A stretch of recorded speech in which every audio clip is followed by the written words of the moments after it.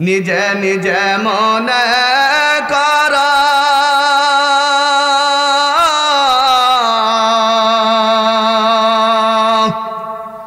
টাকায় আমি হইলাম বড়,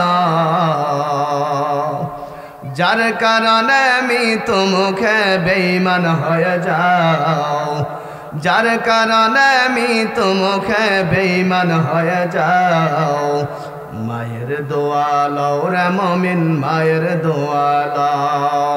ওগো আল্লাহ, আমি মা বাড়ি দিতে পারলাম না, আমি মা গাড়ি দিতে পারলাম না, তবে আমি আমার সন্তানের জন্য দোয়া করে যাই।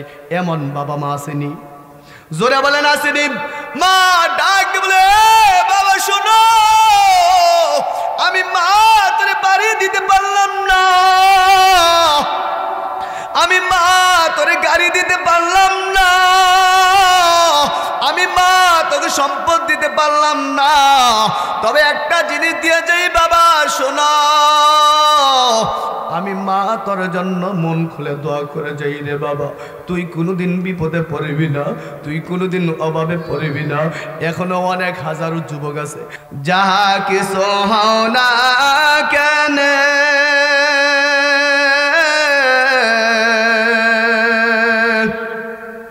কিছুই না মায়ের দোয়া বিনে, বাস্তবে না বুঝা মনে কইর না যে পাও। আপনি যদি মাফ না করতেন, এটা তো দুনিয়ার আগুন আলকামার মা, আপনি যদি মাফ না করতেন আলকামা চিরস্থায়ী চিরদিনের জন্য জাহান্নামের আগুনে জ্বলতে হতো। আওয়াজ দিয়ে বলেন ঠিক কিনা? সাহাবীদেরকে ডাক দিয়ে বলে, এ সাহাবীরা শুনো, দেখো আলকামা কোনদিন কোরআন তেলাওয়াত বন্ধ করে নাই, কোনদিন 5 ওয়াক্ত নামাজ কাজা করে নাই, তাহাজ্জুদের নামাজ কাজা করে নাই, কিন্তু মার সাথে বেয়াদবি করার কারণে আল্লাহ তাআলা তার জবানটা মৃত্যুর সময় বন্ধ করে দিয়েছে। আওয়াজ দিয়ে বলেন ঠিক কিনা? ই কালামে জিন্দা কুরআনে হাকিম হিকমতে ওলা ইয়াজালশতু কদিম। মার দোয়া কবুল হয় কি হয় না জোরে বলেন? এই জন্য মা যদি নেক দোয়া করে তাও কবুল হয়, মা যদি বদদোয়া করে তাও কবুল হয়। এই জন্য কবির ভাষায় একটি গজল এইভাবে লেখেন, মায়ের দোয়া লও হে মুমিন, মায়ের দোয়া লও, বিপদে পড়বে না তুমি যখন যেথায় যাও, বিপদে পড়বে না তুমি যখন যেথায় যাও, মায়ের দোয়া লও রে যুবক, মায়ের দোয়া লও। আমার নবী করেন ঘোষণা,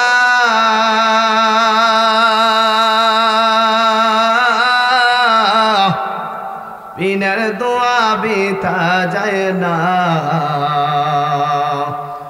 সন্তানেরই করবে দোয়া আমাকে বলে দাও, সন্তানেরই করবে দোয়া আমাকে বলে দাও, মায়ের দোয়া লও রে যুবক, মায়ের দোয়া লও। নিজে নিজে মনে কর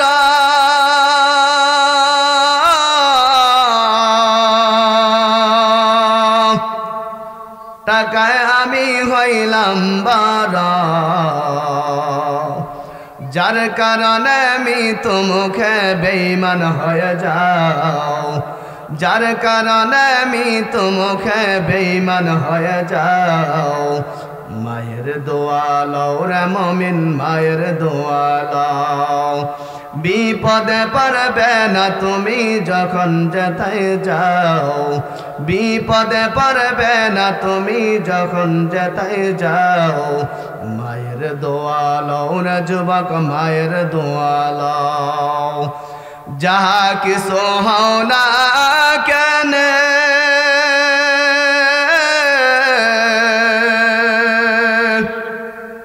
কিছুই না মায়ের দোয়া বিনে, বাস্তবে না বুঝা মনে কইর না যে পাও, বাস্তবে না বুঝা মনে কইর না যে পাও, মায়ের দোয়া লও রে যুবক, মায়ের দোয়া লও। বিপদে পড়বে না তুমি যখন যেথায় যাও, বিপদে পড়বে না তুমি যখন যেথায় যাও। মায়ের দোয়া লও রে যুবক, মায়ের দোয়া লও। একটি গেলে পানির ফলে বাইজিদের কুলে তুলে, হাত তুলিয়া মা বলে বাইজিদকে ওলি বানাও, হাত তুলিয়া মা বলে বাইজিদকে ওলি বানাও। মায়ের দোয়া লও রে যুবক, মায়ের দোয়া লও। আওয়াজ দিয়ে বলেন ঠিক কিনা? এই জন্য মা যদি নেক দোয়া করে তাও কবুল হয়, মা যদি বদদোয়া করে তাও কবুল হয়। এবার আল্লাহর পয়গম্বর মুসা আলাইহিস সালাতু ওয়াস সালাম একদিন তোর পার যাইয়া আল্লাহকে বলে, আল্লাহ আমার জীবদ্দশায় আপনার কাছে আমি একটা জিনিস জানতে চাই। হে পরওয়ারদিগার আলম, হে পরওয়ারদিগার আলম, ওগো আল্লাহ আমি একটা জিনিস আপনার কাছে জানতে চাই। আমি দুনিয়া থেকে বিদায় হয়ে যাওয়ার পর আমার সাথে আর কে জান্নাতি হবে? আমার সাথী কে আমার জান্নাতি হবে? বলেন সুবহানাল্লাহ। পয়গম্বর মুসা আলাইহিস সালাতু ওয়াস সালাম আল্লাহকে বললেন, আল্লাহ আমি একটা জিনিস জানতে চাই। আমার জীবদ্দশায় আমি একটা জিনিস আপনার কাছে জানতে চাই গো আল্লাহ। আল্লাহ আমার মরার পরে আমার সাথে কে আমার জান্নাতি সাথী হবে? এখন কি ওই লোকটা জীবিত আসেনি? আল্লাহ পাক ওহির মাধ্যমে জানাই দিলেন, মুসা আছে আছে, তোমার সাথে একটা কসাই লোক জান্নাতি সাথী হবে। বলেন সুবহানাল্লাহ। একটা কসাই লোক। পয়গম্বর মুসা জানতে চাইলেন, আল্লাহ দুনিয়াতে কত আল্লাহ ওয়ালা আছে গো আল্লাহ, কত আল্লাহর ওলি দুনিয়াতে বিদ্যমান। ও আল্লাহ এত আল্লাহর ওলি থাকা সত্ত্বেও একজন গোশত বিক্রেতা আমার জান্নাতের সাথী হবে। আল্লাহ তার মধ্যে এমন কি আমল আছে জানার দরকার আছে কিনা? জোরে কন। একজন মেম্বারের সাথে যদি এমপি সাহেব বন্ধুত্ব করে তাহলে বুঝতে হবে এখানে কিছু আছে। আওয়াজ দেব না ঠিক কিনা? উনি তো পয়গম্বর, পয়গম্বর মুসা আলাইহিস সালাতু ওয়াস সালাম। এই বিষয়টা জানার জন্য পয়গম্বর মুসা আলাইহিস সালাতু ওয়াস সালাম বললেন, ওই যুবকটা কোথায় এবং ওই যুবকের বাড়ি কোথায়? বলে যুবকটার বাড়ি হলো দামিশক শহরে। যুবকটা গোশত বিক্রি করে, এটাই তার পেশা, অন্য কোনো কাজ যুবকটা করে না।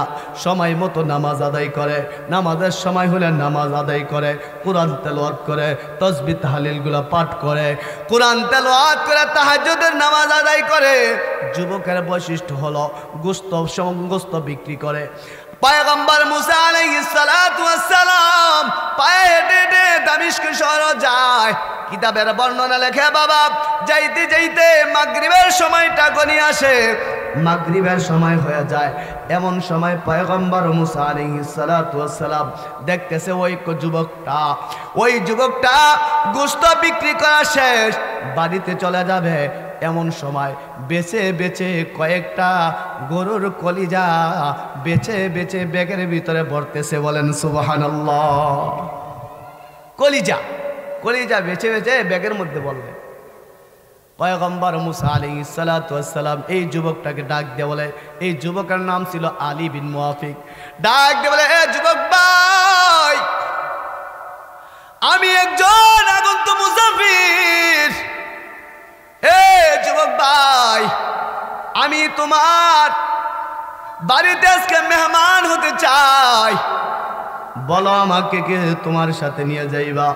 পয়গম্বর মুসা আলাইহিস সালাতু ওয়াস সালাম নিজের পরিচয়টা গোপন করে যুবককে যখন বললেন, বলে হুজুর আমি আলেমদেরকে অত্যন্ত ভালোবাসি, হুজুর আলেমদেরকে অত্যন্ত মহব্বত করি, হুজুর আপনি যদি আমার বাড়িতে মেহমান হতে চান তাহলে আপনি আমার সাথে চলুন। জোরে বলেন আল্লাহু আকবার, আরো জোরে বলেন আল্লাহু আকবার।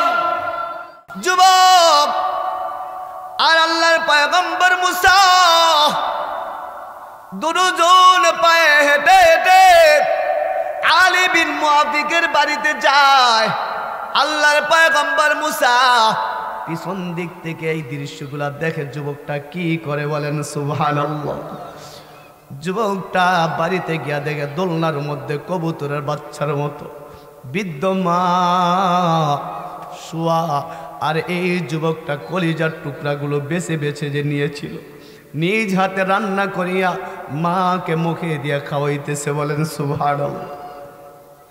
আল্লাহর পয়গম্বর মুসা এই দৃশ্যগুলা দেখতেছে। যুবক মাকে কলিজার টুকরাগুলো খাওয়ায় আর মা দুই ঠোঁট নাড়ায়া নাড়ায়া আল্লাহর কাছে দোয়া করে। আল্লাহ এই যুগের সবচাইতে বড় নবী হলো পয়গম্বর মুসা। আল্লাহ তুমি বলছো মা দোয়া করলে ডাইরেক্ট কবুল হয়। আল্লাহ আমি মা হইয়া আমি আমার সন্তানের প্রতি রাজি গো আল্লাহ। আল্লাহ আমার সন্তানকে আমি কলিজার থেকে মোহাব্বত করি। ওগো আল্লাহ আমি মা বাড়ি দিতে পারলাম না, আমি মা গাড়ি দিতে পারলাম না, তবে আমি আমার সন্তানের জন্য দোয়া করে যাই। এমন বাবা মা আসেনি? জোরে বলেন আসেনি? মা ডাক বলে বাবা শোনো, আমি মা তোরে বাড়ি দিতে পারলাম না, আমি মা তোরে গাড়ি দিতে পারলাম না, আমি মা তোকে সম্পদ দিতে পারলাম না, তবে একটা জিনিস দিয়ে যাই বাবা শোনো, আমি মা তোর জন্য মন খুলে দোয়া করে যাই রে বাবা। তুই কোনোদিন বিপদে পড়বি না, তুই কোনোদিন অভাবে পড়বি না। এখনো অনেক হাজারো যুবক আছে কোনো কাজ নাই, কোনো কিছু নাই, মা দোয়া করে গেছে সন্তান 5 জনের সাথে মিলেমিশে সুন্দরভাবে চলতেছে। আওয়াজ দেয়া বলেন ঠিক নেই? এই জন্য মার দোয়া বড় সম্পদ। এ যুবক ভাই, যার মা নাই পা হাত রেখে বলি মাকে কষ্ট দিস না। যুবক ভাই মাকে কষ্ট দিও না, মাকে কষ্ট দিও না। মার দোয়া নিয়ে দুনিয়ার থেকে বিদায় হও। অল্প বয়সে আল্লাহ সারা বাংলাদেশ এমনি ঘুরাই না রে বাবা। এটা মার দোয়া, উস্তাদদের দোয়া, মুরব্বীদের দোয়া। আওয়াজ দেয়া বলেন ঠিক কিনা? এ বাবা যোগ্যতার বলো সব কিছু হওয়া যায় না। মার দোয়া নিয়ে চলো, বাবার দোয়া নিয়ে চলো। পয়গম্বর মুসা আলাইহিস সালাতু ওয়াস সালাম দূর থেকে এই দৃশ্যগুলো দেখতেছে। যুবক কলিজার টুকরাগুলো মার মুখের মধ্যে দিয়া দেয় আর মা দুই ঠোঁট নাড়ায়া নাড়ায়া দোয়া করে, আল্লাহ আমার সন্তানকে, এই যুগের শ্রেষ্ঠ নবী হলো পয়গম্বর মুসা, আল্লাহ আমার সন্তানটা দুনিয়ার থেকে বিদায় হয়ে যাওয়ার পরে আমার সন্তানটার হাসর না হাসর পয়গম্বর মুসার সাথে তুমি কইরো। বলেন সুবহানাল্লাহ। আল্লাহ বলে হে যুবক তোর কপাল কত ভালো, তোর কপাল কত ভালো গো। হে যুবক তোর মা চোখের পানি আমি আল্লাহ তাআলার দরবারে ডাইরেক্ট কবুল হয়ে গেছে। জোরে বলেন আল্লাহু আকবার, আরো জোরে বলেন আল্লাহু আকবার।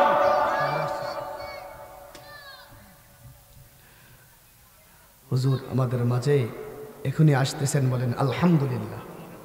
হুজুর আসবে আমি ছেড়ে দিব। এই 2 মিনিট কথাটা শোনেন, মনোযোগ দিয়ে পারবেন তো ইনশাআল্লাহ? এই জন্য আমি বলি বাবা দুই ঠোঁট নারায়া নারায়া মা দোয়া করতেছেন, আল্লাহ আমার সন্তানকে পয়গম্বর মুসার সাথে হাসর নাসর কইরো। আমি আপনাদের কাছে জানতে চাই মার দোয়া কবুল হয় কি হয় না? মার দোয়া কবুল হয়। 2 ঠোঁট নারায়া নারায়া দোয়া করছে, আমার আল্লাহ দোয়াটা কবুল করে ফেলছে। পয়গম্বর মুসা আলাইহিস সালাতু ওয়াস সালাম যুবকের কাছে গিয়া কয়, এ যুবক মিথ্যা কথা বলবা না। তুমি যখন গোস্তের টুকরাগুলা মার মুখে দিচ্ছ, মা, তোমার মা দুই ঠোঁট নাড়ায়া নাড়ায়া কি বলছে একটু আমাকে বলো। তোমার মার মুখের ভাষা তো তুমি বুঝো। যুবক, মিথ্যা বলবা না রে যুবক, বলো তোমার মা দুই ঠোঁট নাড়ায়া নাড়ায়া কি বলছে। যুবক ডাক দিয়ে বলে, হুজুর আমার মার কথা শুনলে আপনি হাসবেন। বলে, যুবক বলো না তোমার মা কি বলছে।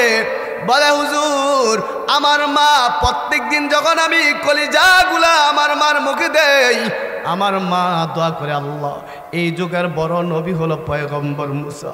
আমি দুনিয়ার থেকে যেই দিন বিদায় হয়ে যাব, আমার হাসর নাসর জানি পয়গম্বর মুসার সাথে হয়। বলেন সুবহানাল্লাহ।